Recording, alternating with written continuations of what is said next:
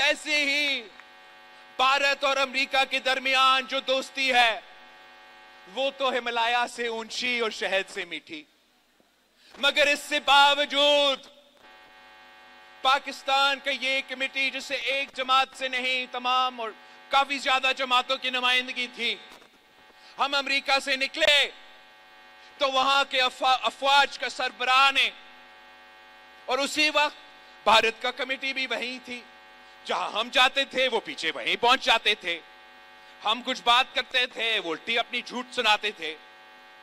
मगर कामयाबी आप इस नजर से देखें कि जैसे हम अमेरिका से निकले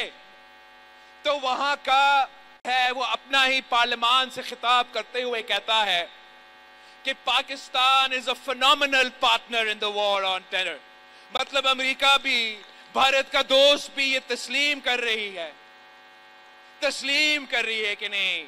पाकिस्तान दहशतगर्दी नहीं फैलाती, पाकिस्तान दहशतगर्दी के मुकाबले करने के लिए सफ़े अव्वल का किरदार अदा कर रही है। ये आपकी कामयाबी है, भारत का नाकामी है। साथ साथ उनका स्टेट डिपार्टमेंट से पूछा जाता है कि क्या आप